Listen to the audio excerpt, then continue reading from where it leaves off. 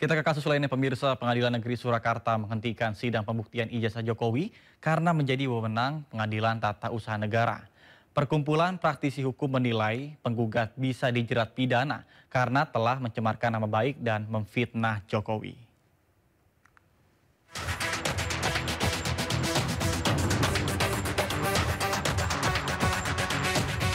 Majelis Hakim Pengadilan Negeri Surakarta memutuskan tidak berwenang mengadili gugatan perdata terkait keabsahan ijazah Presiden ke-7 Joko Widodo. Hal ini sekaligus menggugurkan gugatan perdata terhadap perkara ijazah Jokowi yang dilayangkan oleh para penggugat. Menanggapi putusan Pengadilan Negeri Surakarta yang menggugurkan gugatan keaslian ijazah Jokowi, Kumpulan Praktisi Hukum dan Ahli Hukum Indonesia atau Petisi Ahli mengapresiasi keputusan tersebut. Dengan ditolaknya gugatan itu, penggugat bisa dimintai pertanggungjawaban pidana dan dikenai pasal berlapis atas dugaan pengaduan dan keterangan palsu, fitnah, penghinaan dan pencemaran nama baik. Ada konsekuensi hukum pidana bagi penggugat ini karena yang pertama telah menimbulkan kegaduhan, ya.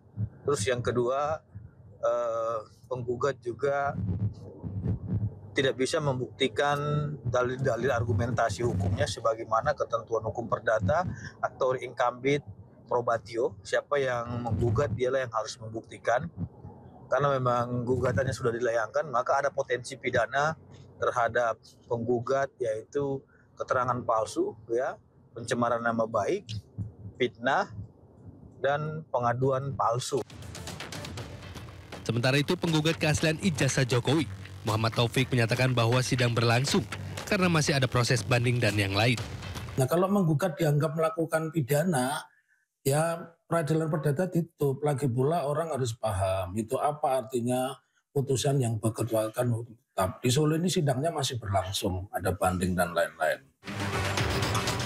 Putusan Majelis Hakim Pengadilan Negeri Surakarta tertuang dalam amar putusan perkara nomor 99. Majelis Hakim juga menghukum penggugat membayar biaya kompensasi perkara sebesar Rp506.000. Dari tim liputan iNews melaporkan. Pemirsa, Roy Suryo CS terancam jadi tersangka setelah polisi menyatakan laporan Joko Widodo terkait dengan pencemaran nama baik naik ke tahap penyidikan. Polisi juga akan memanggil kembali Jokowi sebagai pelapor untuk diperiksa lebih lanjut.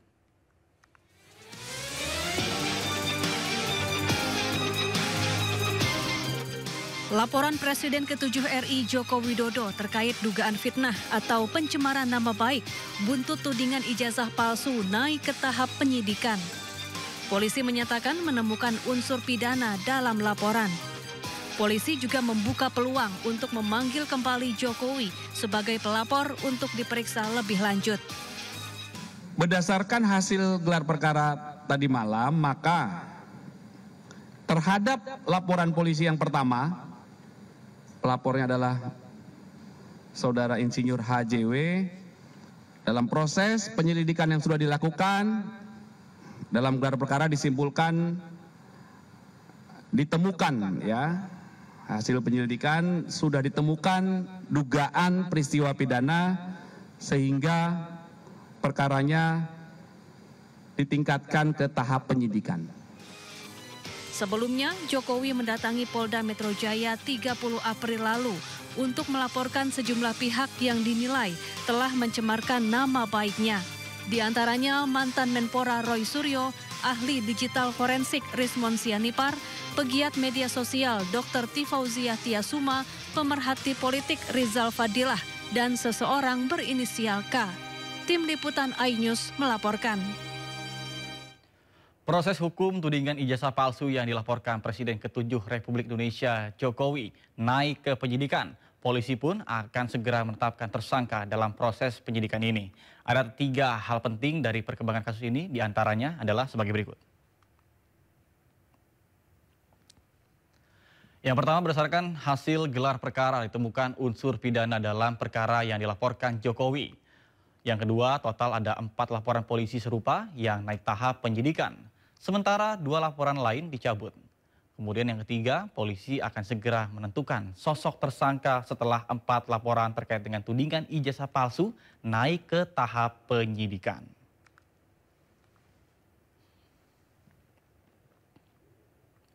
Informasi lainnya pemirsa, Kementerian Agama Republik Indonesia masih mempertimbangkan wacana umroh dan haji menggunakan jalur laut karena waktu tempuh yang dibutuhkan menuju Tanah Suci lebih lama.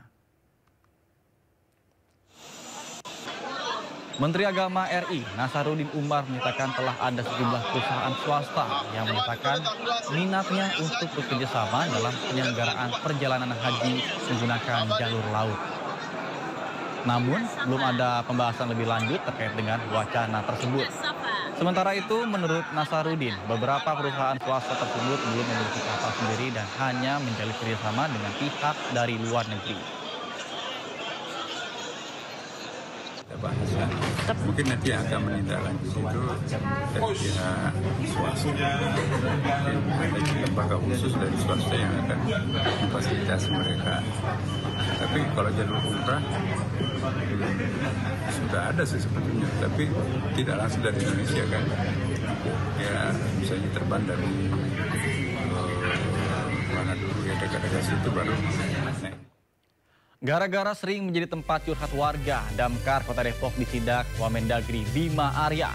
Informasi selengkapnya usai jeda berikut, tetap bersama kami di Sindo Siang.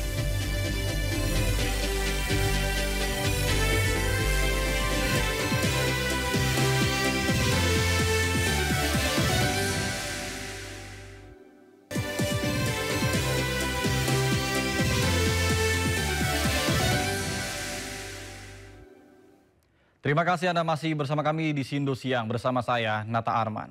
Pemirsa, Presiden Republik Indonesia Prabowo Subianto tiba di Bandara Brussels, Belgia pada Sabtu waktu setempat. Kunjungan ke Brussels merupakan rangkaian lawatan diplomatik ke kawasan Eropa. Tibanya di Bandara Brussels, Presiden Prabowo Subianto disambut secara resmi oleh jajaran pemerintah Belgia serta Duta Besar Republik Indonesia untuk Kerajaan Belgia, Andri Hadi, serta Atase KBRI Den Haag, Kolonel Laut Rik Permadi Sobana.